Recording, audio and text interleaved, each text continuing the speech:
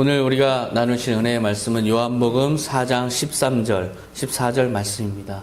다 같이 봉독하시겠습니다. 예수께서 대답하여 이르시되 이 물을 마시는 자마다 다시 목마르려니와 내가 주는 물을 마시는 자는 영원히 목마르지 아니하리니 내가 주는 물은 그 속에서 영생하도록 솟아나는 샘물이 되리라. 아멘. 오늘 우리 말씀은 채워지지 않는 마음의 빈 공간이라는 제목으로 은혜를 나누겠습니다. 지금 이 말씀은 배경이 예수님께서 유대에서 갈릴리로 내려가는 길에 지나는 사마리아 지역의 수가성이라는 마을에서 일어난 일이에요. 수가성의 야곱의 우물이라는 곳에서 예수님께서 앉아 계셨을 때 물길러 온 사마리아 여인에게 그런 갈급을 보시고 말씀하신 내용이에요. 사람들은 이 우물물을 마실 때마다 다시 목말라서 다시 우물을 찾지만 내가 주는 영원한 생명의 샘물은 그 속에서, 마음 속에서 또한 우리의 존재 속에서 영원하게 샘솟는 샘물이 되어서 갈급이 없다라고 그렇게 구원의 메시지를 사실상 전하신 거죠. 이 사마리아 여인에게 예수님이 이 말씀을 하신 이유가 있어요. 이 사마리아 여인은 사실상 여자로서는 완전히 볼장 다 본 인생의 여인이었어요. 그 여인에게 지금 5명과 이미 이혼을 했고 그 여인은 5명과 이혼을 했고 그 다음에 지금 살고 있는 사람은 혼인신고를 하지 않고 살고 있는 사람이에요. 가부장제가 강하게 작용했던 고대 시대임을 감안해 볼 때 이 여인은 더 이상 뭔가 기대할 수 없는 그런 사람이죠. 아무도 이 여인을 향해서 기대의 시선으로 바라보지 않아요. 이제 끝난 인생이에요. 또한 자기 스스로 자기를 봐도 이제는 아무런 소망이 없는, 아무런 이제 가능성이 완전히 닫혀버린, 이제는 아무런 희망이 없는 존재였죠. 그렇게 자기 자신을 봐도 사람들이 자기를 보는 시선으로 봐도 자기는 완전히 이제는 기대 없는 존재라는 생각에 그 여인은 마음의 공허와 갈급이 아주 심하게 자리 잡고 있던 그런 여인이에요. 자기가 살아온 모든 삶 속에서 자기가 저질러온 여러 가지 허물들 그리고 상처들 그런 것들이 이 여인을 완전히 내적으로 죽음의 상태에 놓여있게 만들었죠. 에베소서 2장 5절에 허물로 죽은 우리를 그리스도와 함께 살리셨고 라는 말씀을 보면 이 허물이 바로 우리를 죽인다는 거죠. 그런 허물 속에서 이 여인은 사실상 죽어있는 사람과 별반 다를 게 없는 그런 삶을 살고 있었어요. 우리가 잘 알고 있는 미국의 마릴린 먼로라는 여배우가 있어요. 섹시한 스타로 아주 인기를 끌었죠. 그런데 이 여인도 결혼을 3번이나 실패했어요. 자기의 그 허물과 그런 자기 존재 아픈 상처로 인해서 완전 내적으로 죽은 상태의 삶을 그 여인은 살았어요. 그래서 약물에 중독되었어요. 약물이 없으면 그 공허함을 채울 수가 없었어요. 그리고 이런 습관이 있었어요. 거울을 보는 습관이 있었어요. 거울을 계속해서 거울만 보는 거예요.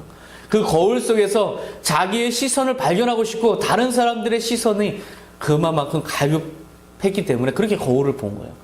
사실상 시선 갈급증 그리고 그러한 시선을 받을 수 없는 이제는 더 이상 과거와 같이 열광하는 그런 대상이 되지 못하고 있다는 데서 오는 엄청난 공허함과 갈급함이 그를 스스로 그렇게 내적인 죽음의 상태로 만들었고 또한 결국은 자살까지 하게 만들었죠. 그렇게 우리 존재가 계속해서 뭔가를 열정적으로 찾다가 경쟁 속에서 뭔가를 찾다가 결국 그것이 성취되지 않거나 아니면 끝나버렸을 때 더 이상 기대할 수 없는 상황이 됐을 때 우리 마음엔 엄청난 공허와 갈급이 찾아와요. 그리고 그것 때문에 사실상 내적으로 죽은 상태에 처할 수도 있는 거죠. 그런데 그런 공허와 갈급이 왔을 때 뭔가를 찾아서 그렇게 욕망을 채우려고 하기도 하지만 가장 많이 보여주는 사람들의 성향은 아무것도 안 하는 거예요. 그저 권태와 무기력 속에 빠져 있는 상태로 그냥 사는 것. 그게 제일 많이 보이는 모습이에요. 축구선수 안정환 선수가 있죠. 안정환 선수는 지금 KBS 2방송에서 그 청춘FC 헝그리 11이라는 그 프로그램에 출연하면서 TVN에서 이제 하는 그 가이드라는 프로그램에서 나와서 자기가 은퇴 후에 겪은 6개월간의 삶을 고백한 적이 있어요. 6개월 동안 그는 이렇게 고백해요. 나는 너무나 공허해서 그냥 누워만 있었다. 이렇게 얘기해요. 6개월 동안 아무것도 하지 않고 누워 있었다는 거예요. 또한 그 공허함을 채우기 위해서 계속 날마다 술만 먹었다는 거죠. 그래서 살이 통통하게 찐 그 선수를 보면 왜 그렇게 살이 쪘는지를 알 수가 있을 정도로 정말 무기력하고 권태 속에서, 무기력함과 권태 속에서 그가 6개월 동안 얼마나 내적인 공허함 속에서 살았는지를 알 수가 있었어요.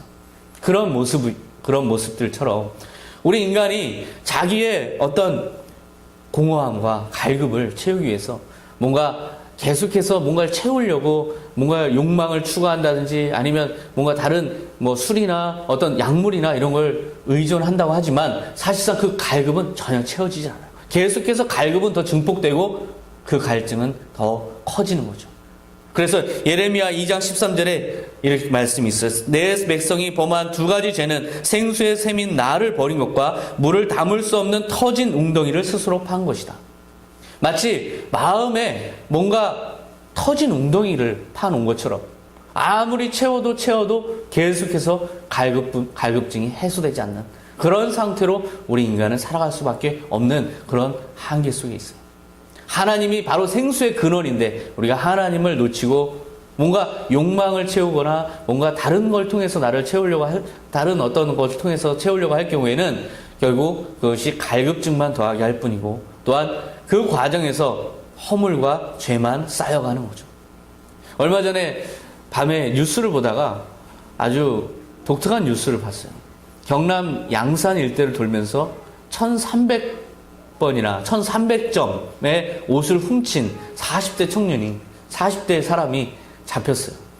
그래서 그 사람에게 당신이 왜 이런 범죄를 저질렀습니까? 했더니 그 사람이 하는 인터뷰가 마음이 너무 공허하고 허해서 이 절도를 저지를 때 그 허함이 채워지고 그 짜릿한 그 느낌이 뭔가 만족을 주기 때문에 어쩔 수 없이 계속 중독적으로 한 것 같습니다. 그렇게 이야기하는 걸 봤어요. 우리가 마음의 공허와 갈급을 채우기 위해서 하는 모든 일들이 사실은 허물이 되는 거예요. 나에게 죄가 되는 것이고 허물이 되는 것이고 결국 남는 건 허물뿐인 인생이라는 거죠.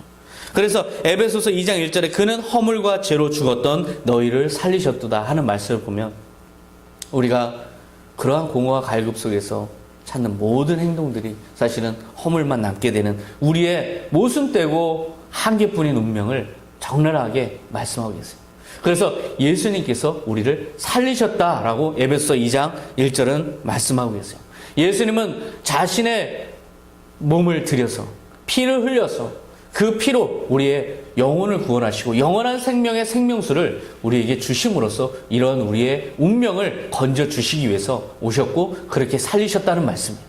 그 말씀을 이 사마리아 여인에게 선포하고 있는 거예요. 너무나 갈급해서 그 우물에 남들의 시선이 없는 12시에 낮 12시에 그 지역은 워낙 태양볕이 강하고 마른 지역이기 때문에 낮 12시면 너무나 뜨거워서 사람들이 아무도 안 나오는 시기예요.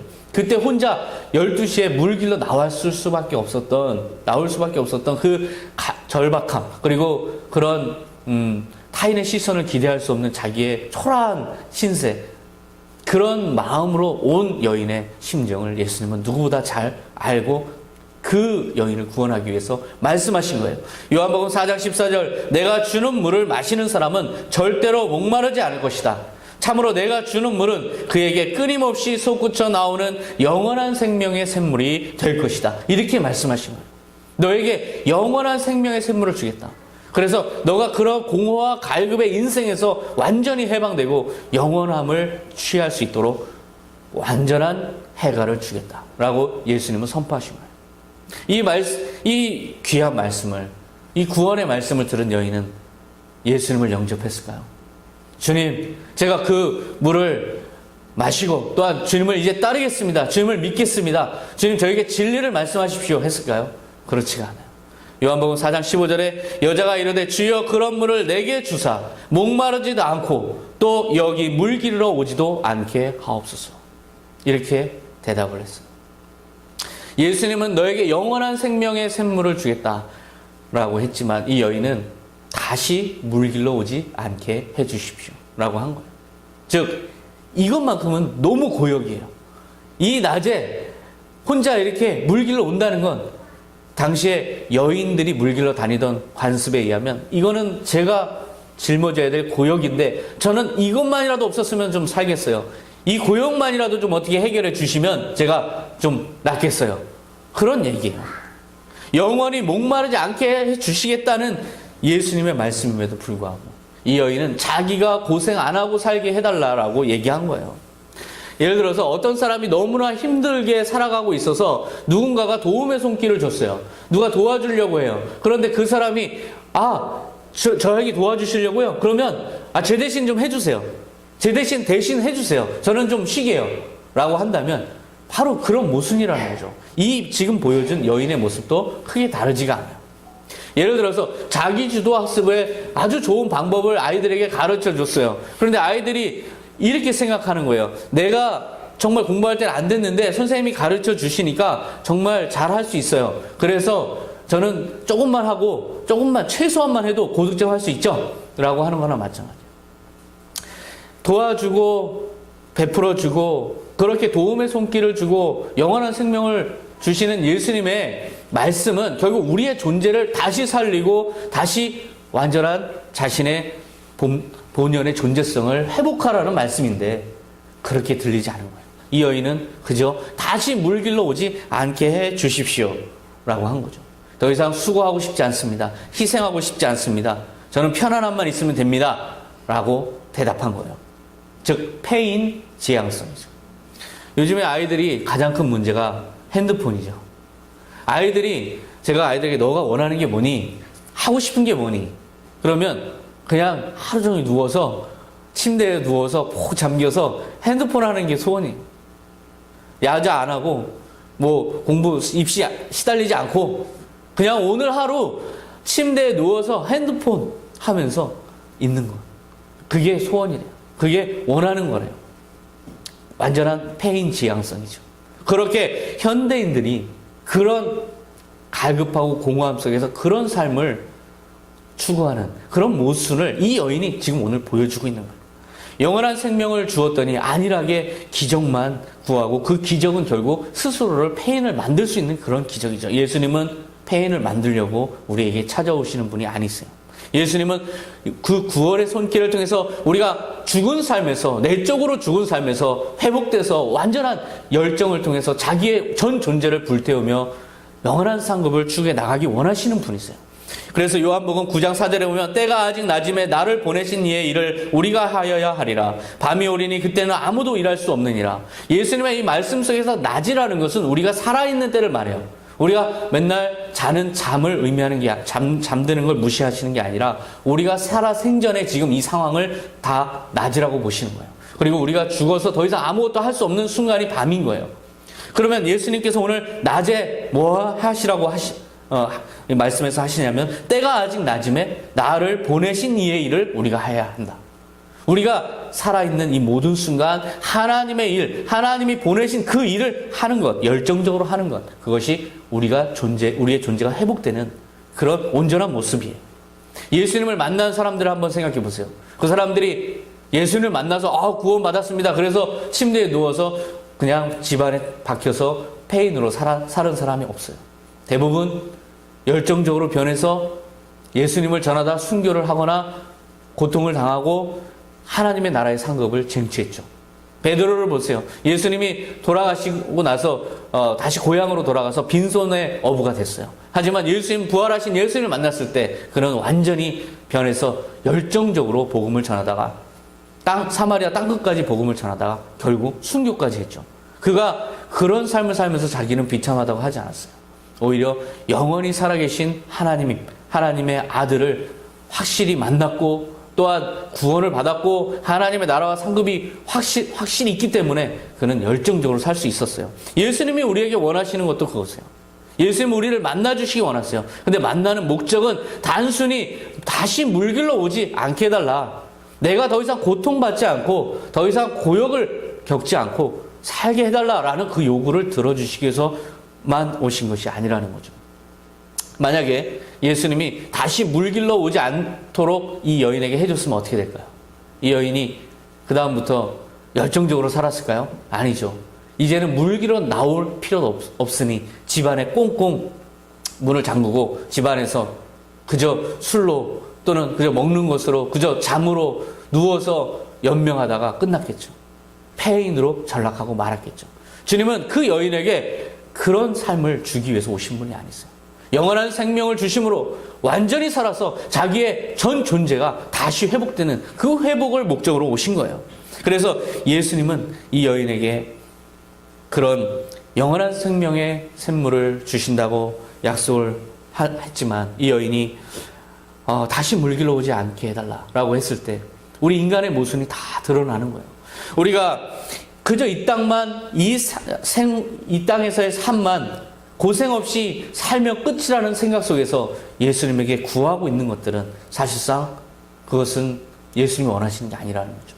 하나님의 나라와 하나님의 의와 영원한 생명도 믿지 않고 구하는 그런 간구가 될 수 있어요. 우리가 이 땅에서 어떻게든 뭔가 누려야 된다라고 초조하고 갈급하게 생각하는 이유가 무엇일까요? 그것은 이 땅이 끝이라는 생각 때문에 그래요. 이 땅이 끝인데 내가 이 땅에서 이제 살 날도 얼마 안 남았는데 내가 이 땅에서 사는 시간이 점점 끝날 시간이 다가오는데 나는 다른 사람들처럼 누린 것도 없고 나는 다른 사람처럼 행복하게 산 것도 없고 나는 고생만 했는데 이 삶이 너무 초조하고 갈급한 거죠. 공허한 거죠. 그 공허함, 바로 그 공허함으로 이 사마리아 여인은 예수님에게 다시 물길로 오지 않게 해 주십시오 라고 얘기한 거예요. 결국은 영원함이 필요한 거예요.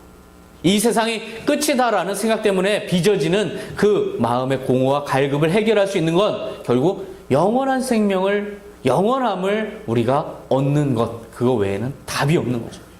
우리의 영원함, 우리가 하는 모든 일들이 영원한 가치를 얻고 우리의 생명이 영원한 가치를 얻고 우리가 하는 이 땅에서 행한 모든 것들의 상급이 영원한 가치를 얻을 때 이 공허함은 궁극적으로 채워질 수 있는 거죠. 그 영원함을 우리가 얻기 위해선 결국 하나님을 만나야 되는 거예요. 하나님을 대면해야 되는 거예요. 하나님을 직접 만나지 않고는 그 영원함을 우리가 믿을 수가 없는 것이죠. 그래서 예수님은 이제 이 여인에게 그렇게 다시 물길로 오지 않게 해달라고 하는 여인에게 내가 하나님이다. 나는 너에게 하나님을 만나게 해주겠다라고 그 기적을 베푸시는 거죠. 요한복음 4장 16절에 이르시되 가서 내 남편을 불러오라. 예수님은 지금 기적을 베푸시려고 하시는 거예요. 그런데 그 예수님의 기적이 너무나 색다르죠. 가서 내 남편을 불러오라 라고 하면서 기적을 지금 일으키고 계세요. 예수님은 하나님의 아들이세요. 하나님은 우리가 생각할 때 기적은 초자연적인 역사를 이루셔야만 그것이 기적이다라고 생각할 수가 있어요. 그러나 하나님은 전지하시면서 전능하신 분이에요. 하나님의 기적은 초자연적인 능력뿐만 아니라 모든 것을 아시는 그 전지함으로도 하나님은 하나님 되심을 나타내실 수 있는 분이세요. 지금 이 사마리아 여인에게 하나님은 전지하신 하나님으로서 기적을 베푸시고 계신 거예요. 전지하신 모든 것을 아시는 하나님으로서 하나님 되심을 보여주시고 싶어 하시는 거예요. 여인은 그 사실을 외면하고 싶죠. 왜? 자기의 수치가 너무나 크고 자기의 허물이 너무나 크기 때문에 일단은 딱 잡아떼는 거죠. 그래서 요한복음 4장 17절에 여자가 대답하여 이르되 나는 남편이 없나이다. 나는 남편이 없습니다. 라고 딱 잡아떼는 걸 보면 그 전에 다시 물길로 오지 않게 해 주십시오 라고 했던 말의 진정성이 의심이 되는 거예요. 사실은 이 사람을 하나님으로도 믿지 않고 그 누구로도 믿지 않은 상태에서 했던 말이라는 게 밝혀지는 거죠. 이 여인은 지금 이 예수님에게 당신이 과연 영원한 생명을 줄 수 있는 하나님이 맞느냐라는 걸 테스트하고 있는 거예요. 예수님은 그러한 진정성도 없고 그렇게 모순 속에서 모순뿐인 요구에도 불구하고 예수님은 자신을 드러내주기 원하세요. 기적을 베풀기 원하세요. 그래서 자신을 드러내 주시는 거죠. 요한복음 4장 17절 18절 예수께서 이르시되 내가 남편이 없다 하는 말이 옳도다. 너에게 남편 5이 있었고 지금 있는 자도 내 남편이 아니니 내 말이 참되도다. 이 여인이 살아온 모든 삶의 족적들을 특히 허물들을 다 밝혀 보이셨어요. 이제 처음 만난 사람이에요. 자신의 모든 삶을 다 여인의 나중에 성경에 나오는 표현에선 죄다 말해준 사람이에요. 죄다 말해주셨어요. 이렇게 예수님은 자신의 하나님됨을 전지하심의 능력을 통해서 밝혀주신 거예요. 이 여인은 순간 아마 벌거벗겨진 느낌이었을 거예요. 순간 눈앞에서 벌어지고 있는 그 예수님의 입을 바라보면서 마치 하늘에서 하나님이 심판의 말씀으로 큰 음성으로 말씀하시는 것처럼 가슴이 쿵쾅거렸을 거예요. 마치 CCTV에 우리가 행한 모든 것들이 다 밝혀질 때 우리가 느낄 그 수치스러움과 부끄러운 만큼이나 이 여인은 이 예수님 앞에서 완전한 하나님 앞에선 단독자의 심정을 갖게 됐을 거예요. 제가 예수님 만나고 너무 큰 감격에 기도하고 새벽마다 기도하고 그러다가 하루는 눈앞에서 제가 어렸을 때 물건을 훔치던 그런 장면이 눈앞에 나타났어요. 저는 절규했어요. 주님, 어쩔 수 없었습니다. 주님, 제가 어쩔 수 없었습니다. 너무나 배가 고팠습니다. 그런데 또 다른 장면을 또 보여주시는 거예요. 이제는 어머니에게 막말을 했던 제 모습을 보여주는 거예요.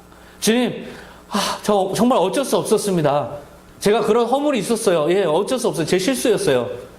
또 다른 장면을 계속 보여주시는 거예요. 저는 그 자리에서 완전히 꼬꾸라질 수밖에 없었어요. 그렇게 성령님은 우리의 모든 걸 다 기억하시는 분이에요. 그래서 그 하나님됨을 나타내 주시는 분이세요. 우리가 나중에 최후의 심판장 앞에서 하나님 앞에서 우리가 했던 모든 잘못들이 그렇게 낱낱이 밝혀진다면 그것은 완전한 절망일 거예요. 이 땅에서 우리가 예수를 믿을 때 예수님이 나의 잘못을 다 밝혀주셔서 내가 다시 회개할 수 있고 내가 다시 예수를 믿어서 완전한 구원을 얻을 수 있다면 이것이 바로 축복인 거죠. 그렇게 사마리아 여인에게 완전히 그가 살아온 삶의 허물들을 다 낱낱이 죄다 말해주신 거예요. 그렇다면 이 사마리아 여인은 어떻게 해야 됐을까요? 주여, 제가 죄인입니다. 베드로가 했던 고백처럼 저를 떠나소서, 저는 죄인입니다. 그렇게 참회하고 자복해도 모자랄 판에 이 여인은 그렇게 받아들이질 않죠. 19절과 25절에 이렇게 나와요. 여자가 이르되 주여, 내가 보니 선지자로소이다. 메시아 곧 그리스도라 하는 이가 오실 줄을 내가 아노니 그가 오시면 모든 것을 우리에게 알려주시리이다. 마치 예수님을 인정하는 것처럼 느껴지는 멘트예요. 그래요. 보니까 선지자시네요. 정말 대단하시네요. 그런데 내가 보니 선지자고요. 메시아 곧 그리스도가 오시면 다 알려줄 거예요. 라고 얘기한 거예요. 그 마음의 의도를 한번 잘 보세요. 완전히 하나님을 만난 존재로서 자기의 참회와 자복이 일어나지 않고 있어요. 자기의 그런 수치스러움이 들통이 나고 그 사람의 입을 통해서 밝혀질 때 그 여인의 속에서는 처음에는 엄청난 공포와 하나님 앞에선 단독자로서 벌거벗은 느낌이었겠지만 곧바로 방어 심리가 작동하는 거죠. 그래요. 나 그런 사람이에요. 그래서요. 나는 나거든요. 그래서요. 당신 대단한데요. 하지만 나는 내가 마음대로 할 수 있어요. 나는 나예요. 라고 하는 그런 심리로 얘기한 걸로 저는 보여요. 과연 예수님이 영원한 생명의 샘물을 주리라 하신 게 이 여인에게 진정한 해결이었을까요? 아직 그렇지 않죠. 마지막 관문이 있죠. 바로 정말 하나님이냐? 내가 정말 하나님을 만났는데 내가 하나님을 경험했는데 이제 내가 완전히 내 존재를 하나님께 드리느냐에 있어서 마지막 싸움이 있는 거예요. 그건 뭐냐? 자기 자존심의 보루, 진지, 이것만은 붙잡고 있는 거죠. 못 놓고 있는 거죠. 모든 것을 발가벗겨 주셨는데 마지막 속옷은 붙잡고 있는 거죠. 완전히 자기의 한계와 모순 속에서 헤어나올 수 없는 존재임에도 불구하고, 그래서 예수님이 이제 찾아오셔서 기적을 행하셨음에도 불구하고 예수님 앞에 완전히 전 존재를 드리지 못하는 우리의 자존심, 우리의 그 알량한 자존심, 그 모습을 이 여인은 보여주고 있어요. 저에게도 그런 일이 있었어요. 제가 너무나 힘들게 병에 누워있을 때 멘토 형님 오셔서 예수님을 믿으면 구원을 얻을 수 있어. 예수님을 얻으면 병이 나을 수 있어. 그럴 때 저는 소리쳤어요. 가라고. 왜 그랬을까요?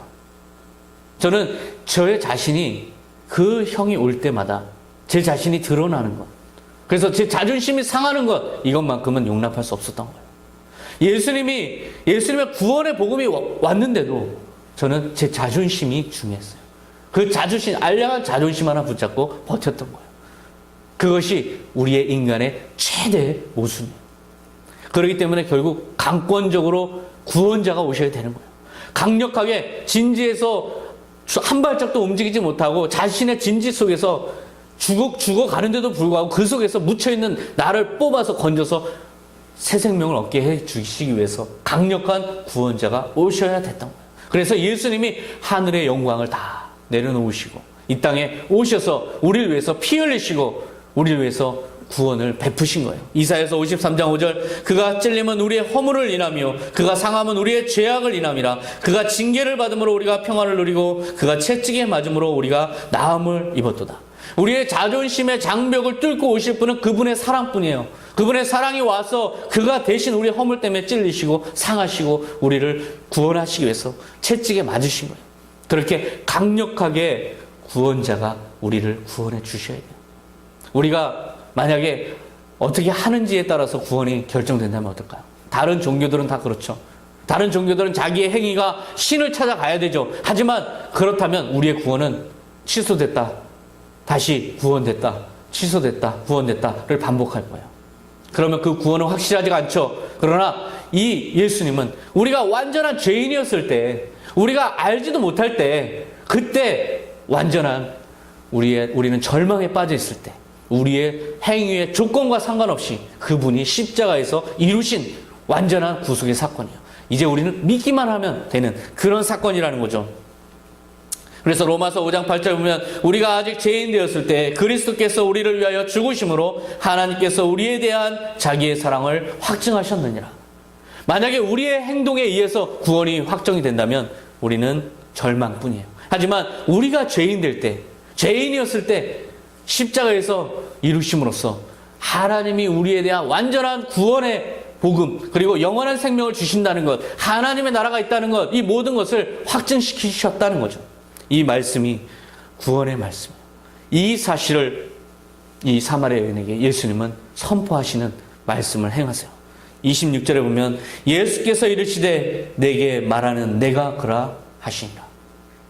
이 여인은 마지막까지도 메시아가 오면, 그리스도가 오시면 저는 당신이 말한 그 영원한 생명의 샘물을 마실 수 있고 저는 영원한 생명을 얻을 수 있습니다 라고 고백했어요. 그 그렇게 자기의 진지로 계속해서 진지 속에 있는 마음의 진지 속에서 나오지 못하는 여인에게 예수님은 자신이 바로 그 구원자다, 메시아다 라고 선포하신 거예요.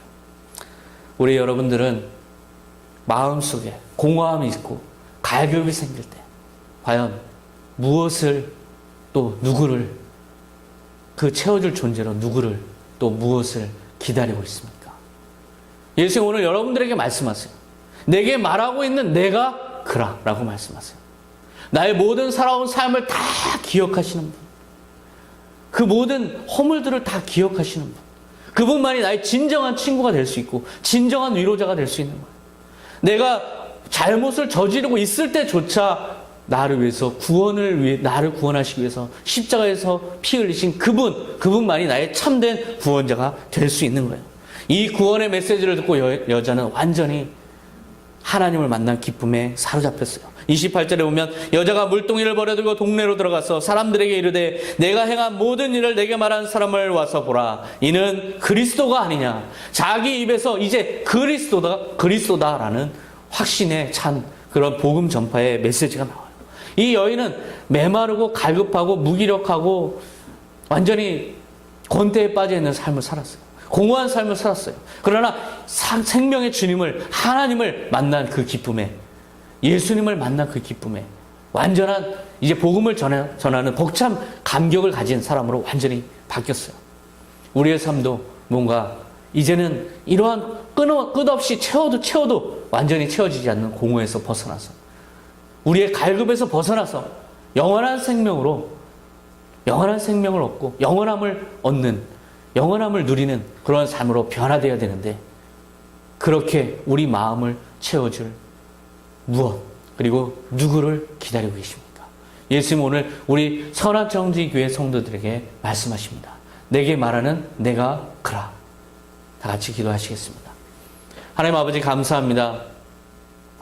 우리의 마음은 공허하고 우리의 마음은 때로 갈급해서 주님 무엇로 채워야 할지 모를 때가 있습니다. 주님께서 오늘 사마리아 여인에게 찾아오신 것처럼 우리의 마음의 중심에 찾아오셔서 하나님됨을 드러내 주시고 영원한 생명의 샘물이 우리 안에서 샘솟듯 터져나오게 하여 주시옵소서. 우리의 갈급을 영원히 해결해 주실 분은 예수 그리스도 한 분뿐이십니다. 우리가 죄인 되었을 때 이미 십자가에서 피 흘려서 우리를 구원하신 예수님만이 나의 진정한 친구요, 위로자요, 구원자이십니다. 그 예수님을 믿고 고백합니다. 이 시간 내 마음의 중심에 찾아와 자리 잡아 주시옵소서. 영원한 생명의 샘물을 내 마음에서 터뜨려 주시옵소서. 모든 것 감사드리며 예수님의 이름으로 기도하옵나이다. 아멘.